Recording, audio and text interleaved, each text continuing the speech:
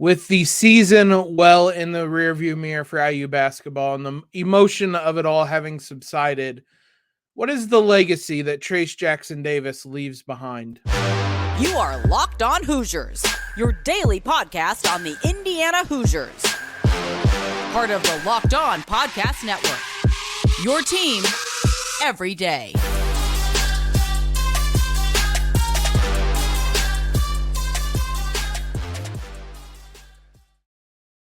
What is up, everybody? Welcome into another episode of Locked On Hoosiers, your one and only daily one-stop shop for everything IU athletics.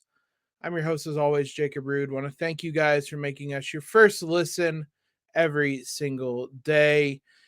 No new transfer news. Everything's quiet on that front. So we're going to start doing some player capsules, player reviews for the last season. We're going to start with the players who won't be around, and the biggest name among them, Trayce Jackson-Davis.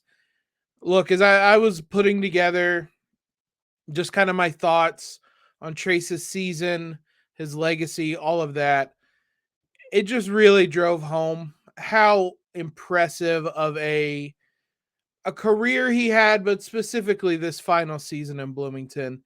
Rewind a year ago, we talked about his legacy a bit, and when he was debating his decision and when he came back, he spoke about not really caring about the individual awards and wanting to have team accomplishments.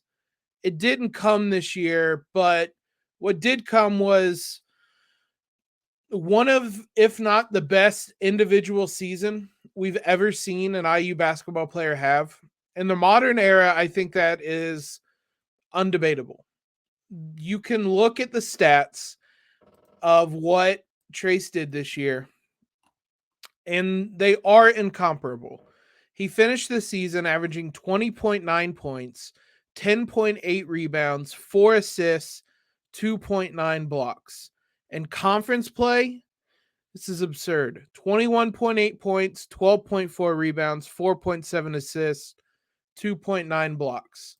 The raw numbers of that, I can tell them to you. 670 points, 346 rebounds, 129 assists, 92 blocks. It's not really going to mean a lot. What I can tell you is nobody has done that since 92, 93 in a season other than Trayce. Just those four numbers. Nobody has done that. If you look in conference play, when it was 436 points, 247 rebounds, 93 assists, 57 blocks. Nobody has ever done that. This isn't IU history. This isn't Big Ten history. This is in all of college basketball. Nobody's had a season like that. Nobody has had a conference season like that. Any conference, nobody's done that. It's really important that I drive that home.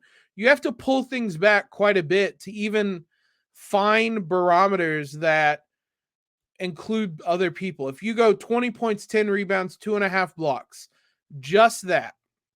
It's only been done 14 times since 1992-93, and this is the first time since 2009-10. If you're looking at major conferences, it's only been done a small handful of times. Mike Sweetney in the Big East in 02-03. Tim Duncan, that's a name we mentioned a fair amount of time this year. With Wake, Joe Smith at Maryland, he was a number 1 overall pick, and that's it. Everywhere else is mid-major conferences. Not to discredit them, but it's harder to do in a major conference. So it's when you start putting numbers in this context, it really underlines how great of a season Trayce had. I took it all the way down, just raw numbers, to 600 points, 300 rebounds, 100 assists, 80 blocks, which is well below what he had, just as kind of baseline numbers to try to find what people had done. I just kind of gave up at a certain point. You had to have taken it so far down to get somebody else who's done that it felt kind of pointless at that point.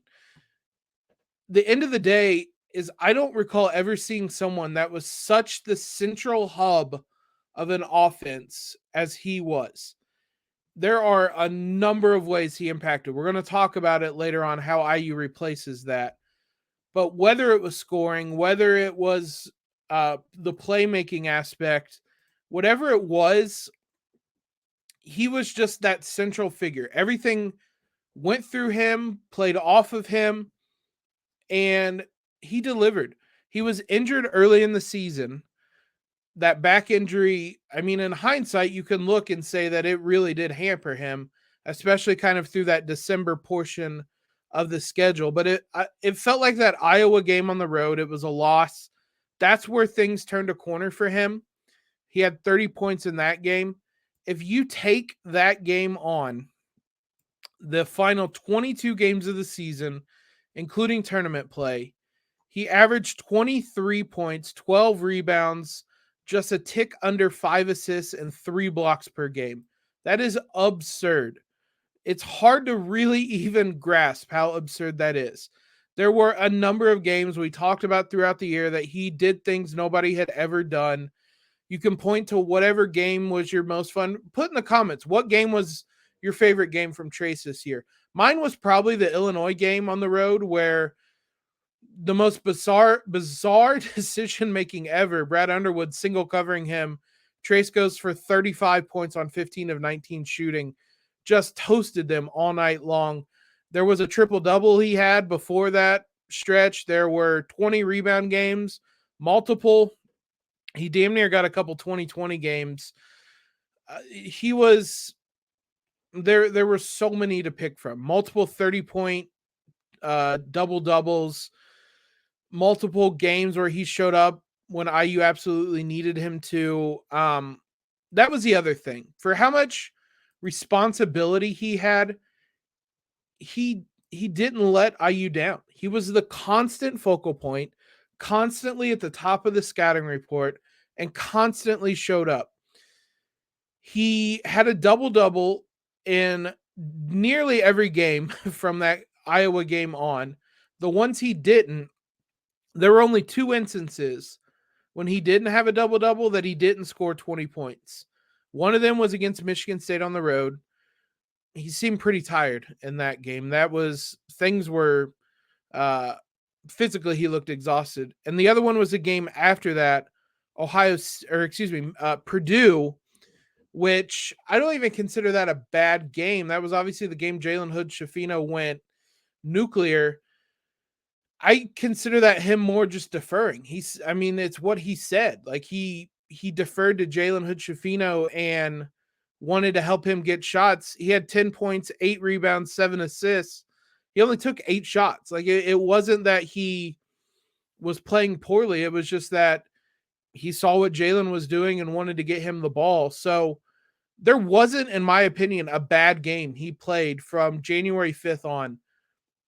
That's unbelievable. The level he played at, to bring that night after night after night, the fact he never broke down granted, he did kind of in December, but once he got healthy, he played through the pain that was clearly there at points early in that run, and he never relented for that entire time. He was playing huge minutes. In that stretch I mentioned, he averaged 37 minutes per game. He only played fewer than 35 minutes 4 times, it looks like, and they were all 33 minutes. So an unbelievable season, an unbelievable stretch in that season. And that's going to be part of his legacy. I mean, this was one of the greatest seasons we've ever seen. What does that do for his legacy at IU? We're going to talk about that here in a moment. First, let's talk about FanDuel, our sponsor today. Grand slams, no-hitters, and double plays are back. There's no better place to get in on the MLB action than FanDuel, America's #1 sportsbook. That's because right now, new customers can step up to the plate with a no-sweat first bet. Bet up to $1,000. Just go to FanDuel.com/lockedon. Sign up, place your first bet, get up to $1,000 back in bonus bets if you do not win. NBA playoffs are going on as well. There's some IU representation. Eric Gordon is certainly the most active among them. He's starting for the Clippers. He'll be playing crunch time minutes. He hit some big shots against the Suns on Sunday. So if you guys want to tune into that game, make some no sweat first bet. I wouldn't blame you. Maybe bet on some player props for Eric Gordon. Don't miss your chance to get that no sweat first bet up to $1,000 when you join FanDuel today. Just go to fanduel.com/lockedon to sign up. FanDuel, official partner of Major League Baseball. Thanks to you guys for making Locked On Hoosiers your first listen every day. Every dayers. Tomorrow on the show, hopefully we'll have some transfer news to discuss. There could be some commitments coming, could be some visits scheduled. Whatever the news is, we will have it for you this week. Worst case scenario, we're going to talk about Grace Berger, who obviously also is leaving quite the legacy with the women's basketball program. But let's talk about Trayce Jackson-Davis's, because this was one of the greatest seasons IU basketball has ever seen. He obviously has one of the greatest careers IU basketball has ever seen. First in rebounding, first in blocks, I believe third in points is what he ended up. Just that alone, that's one of the greatest careers ever. What I think is something that sticks out for me as I kind of looked back a little bit as I was putting some of this together, just how much he improved year over year. We discussed this with Mark Schindler when he came on the podcast to discuss Trayce as a draft prospect, but it felt like every year Trayce came back with something added to his game. It might not be the something that we wanted it to be, the jump shot, the three-point shot. He never added that, but year over year, he added something to his game. Whether it was, I thought early on, he just kind of got by with physical gifts and brute strength. He developed a post game. Not that it wasn't there at all. Like, it certainly was there, but it was far more developed by his fourth year than it was his first year. Develops that post game. He develops the defense. When Mike Woodson shows up, he becomes an elite rim protector. I thought this last season he made a huge jump as a playmaker, reading double teams, reading the floor, knowing where open guys were. That's going to make him as much as anything, a prospect that is going to intrigue NBA scouts at the next level. Just that year-over-year improvement is the type of legacy he's going to leave. He's one of the greatest ever to put on an IU jersey. Like, there is a very short list of players, like, I would say individually better than him. I'm not sure that they're, like, he's in that argument. You could realistically make an argument just individually Trayce is the best player to wear an IU jersey. What's obviously going to hold him back is a lack of, like, really any sort of team success. Nobody like your Isaiah Thomas's, your whoever it ends up, Calbert Cheney's, Bailey's, whoever it is, Alford's, whatever guys you want to argue about are the greatest players to play at IU. They were under Knight. Like, that's a lot different than being under Archie, who Trayce spent half his career with. If he was with Mike Woodson for 4 years, I think things would have looked a lot different. He unfortunately had to waste 2 of his seasons playing Archie ball, which was, I'm so glad those days are behind us. But I would also say the team success may not have come, but it was never at the fault of Trayce.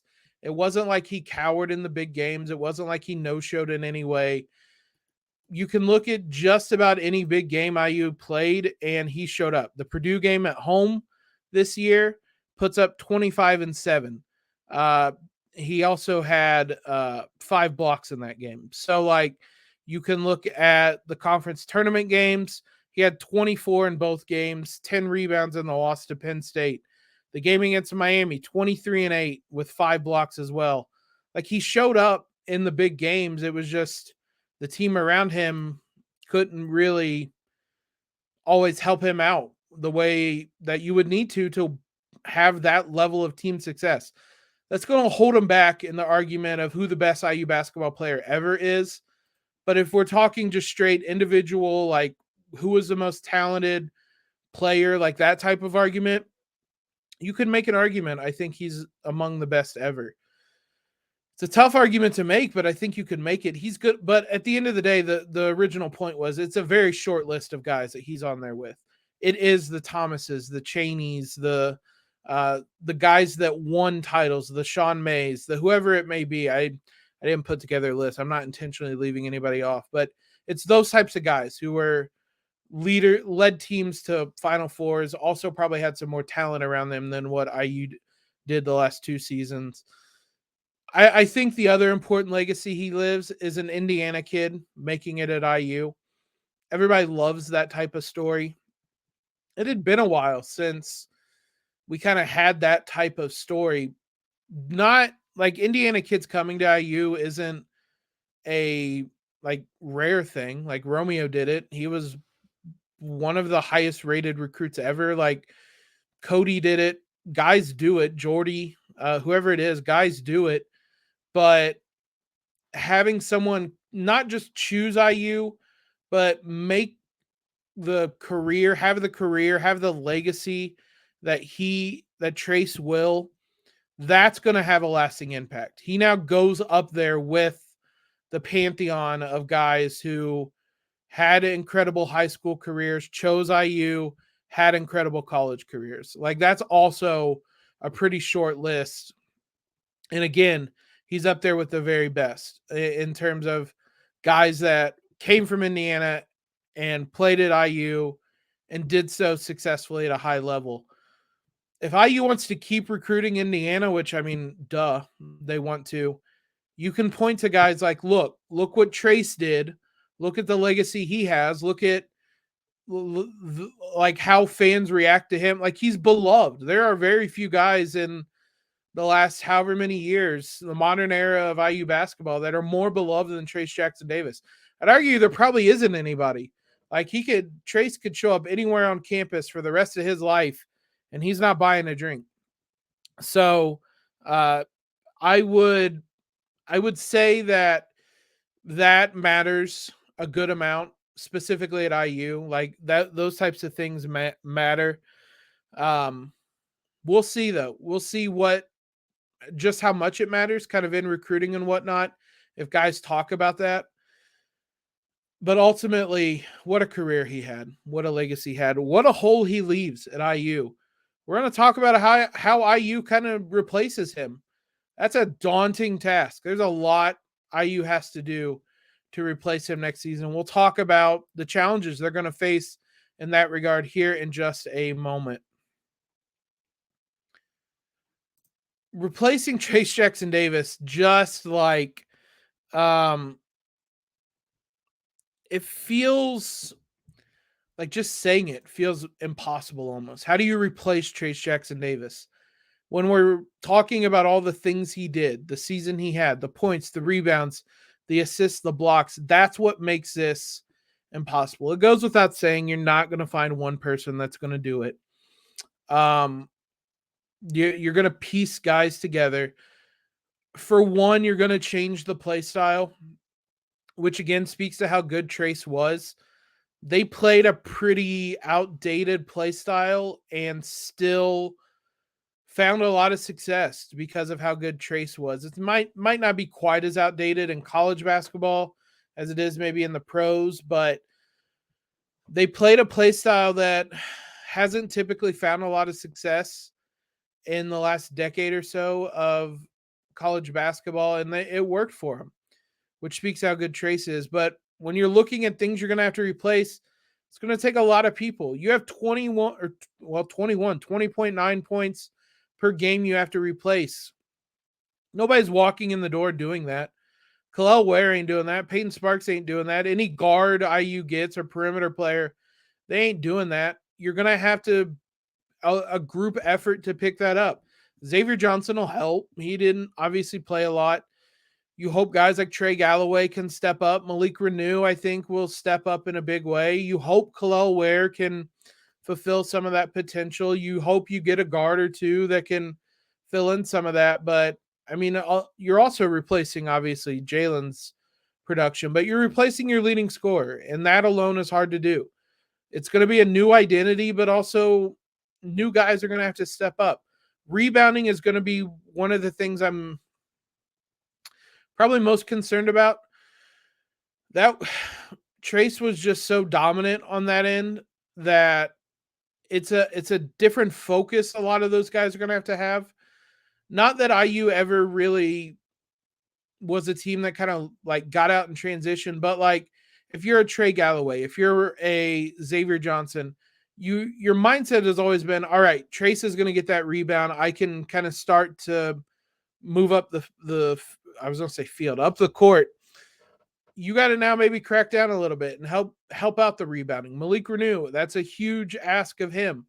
Kalel Ware, that's a huge ask of him. Peyton Sparks, like there's a lot of guys that are going to have to step up to replace that because he was like they had 1,250 rebounds this year and he had 345 of them. Like over a quarter of the rebounds came from Trayce this year. That's a lot. That's a lot that they're going to have to replace. The defense is easily the thing I'm most concerned about because he was a one-man wrecking crew at the rim. Kalel Ware has that potential, but what Trayce always did so well in those last 2 seasons, and he just got better and better at it, was not fouling, not falling for the pump fakes, keeping verticality, blocking the shots, keeping them in play, things like that. That type of stuff doesn't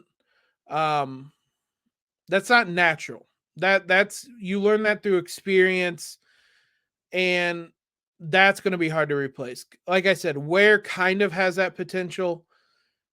It's not going to do Kalel Ware any good or IU fans any good to go into this season expecting him to fill in all the holes left by Trayce.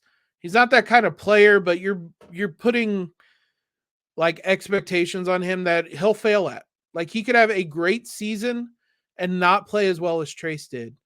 Someone like Malik Renew hasn't been someone that's looked like a rim protector.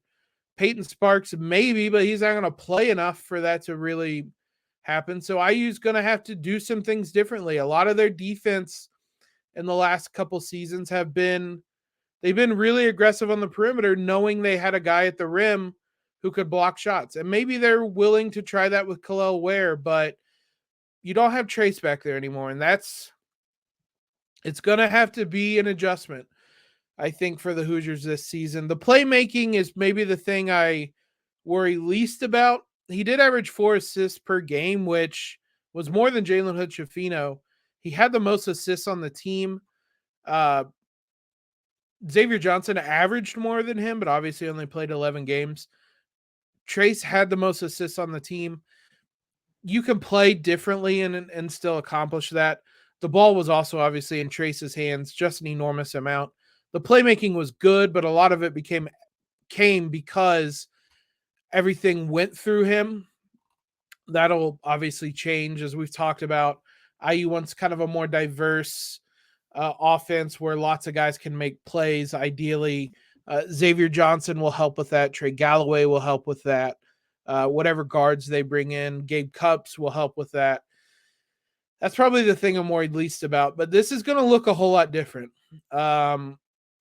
Again, part of that's just a credit to the way Trayce just was everything for IU this year. One of my favorite Hoosiers ever. I don't know where he ranks for you guys. Let me know. Like, he's probably number 1. And I obviously haven't watched this team nearly as long as, or this program nearly as long as some of you. But the intensity he played with is something that's going to be hard to replicate.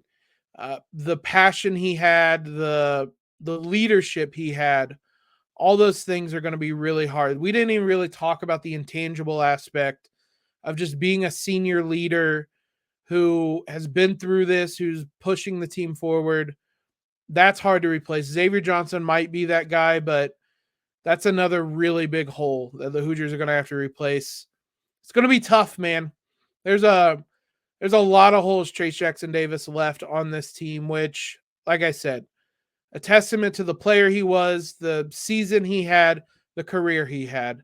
Let me know, like I said, what's your favorite Trayce moment, Trayce game? Another shout out to the Wisconsin game, the end of it at home where he just decided I'm going to dunk all over them repeatedly.